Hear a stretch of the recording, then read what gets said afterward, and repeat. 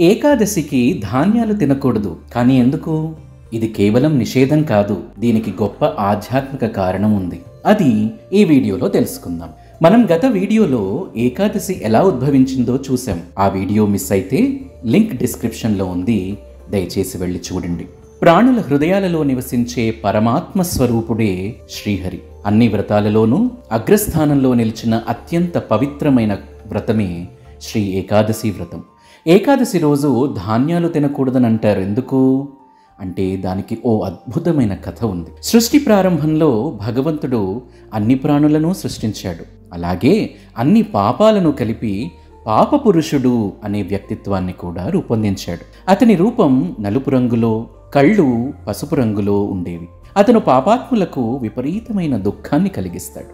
ఈ పాపపురుషుడు నిజాయితీ లేనివారు, మోసగాళ్ళు, పాపాత్ములందరిచే అధిక పాపకార్యాలు చేయించి పాపాత్ములకు విపరీతమైన దుఃఖాన్ని కలిగిస్తాడు. కాబట్టి పాపపురుషుణ్ణి నియంత్రించడానికి శ్రీహరి ఒక మార్గం కనుగొనాల్సిన అవసరం వచ్చింది. అందుకే యమధర్మరాజుని మరియు నరకలోకాలను సృష్టించాడు. కానీ ఆ తరువాత నరకంలో జీవులు అనుభవిస్తున్న భయంకరమైన హింస చూసి శ్రీహరి కరుణాసముద్రంలా మారిపోయాడు. ఆ కరుణ నుండి ఏకాదశీదేవి జన్మించింది.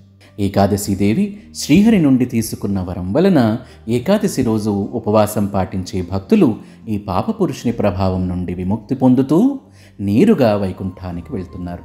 శ్రీ ఏకాదశి ప్రభావాన్ని తెలుసుకున్న పాపపురుషుడు విష్ణువుని ఆశ్రయించి ప్రార్థించసాగాడు. ఓ ప్రభు, నేను నీ సృష్టిలో భాగమే. నీవే నన్ను సృష్టించి పాపులను శిక్షించేందుకు నియమించావు.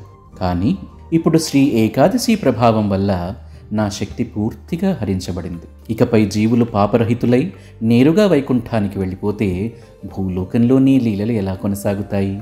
నా ఉనికి లేకపోతే ఈ భౌతిక జగత్తు కొనసాగదు. ఓ కేశవ, ఏకాదశి భయానికి నేను భూమి, ఆకాశం, నదుల్లో, సముద్రాల్లో, చెట్లలో, దేవతల్లో, గంధర్వుల్లో, పతిత లోకాల్లో ఎక్కడా స్థిరంగా ఉండలేకపోతున్నాను. నీ ఉద్దేశాన్ని నెరవేర్చడానికి నాకు ఒక ఆశ్రయం చూపించు అని అన్నాడు.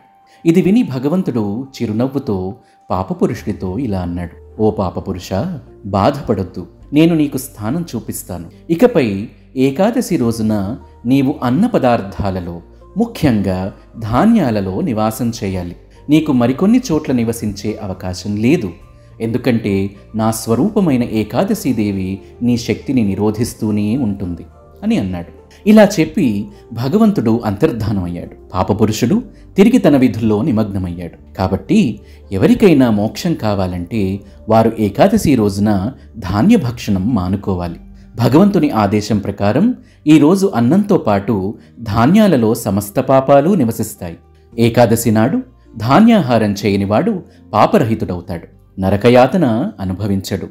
కానీ మోహం వల్ల ఎవరైనా ఏకాదశిని పాటించకపోతే అతను అతిపెద్ద పాపిగా పరిగణించబడతాడు. ప్రతి గింజను తినే ప్రతి నిమిషానికి లక్షల మంది బ్రాహ్మణులను హత్య చేసిన పాప ఫలితాన్ని పొందుతాడు.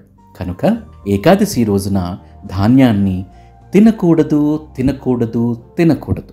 క్షత్రియుడైనా, వైశ్యుడైనా, శూద్రుడైనా, ఏ వర్ణం ఆచారంలోనైనా ఉన్న ఏకాదశి నియమాన్ని పాటించాలి. ఎందుకంటే పాపాలు నశించి వైకుంఠ ప్రాప్తి కలుగుతుంది. హరే కృష్ణ.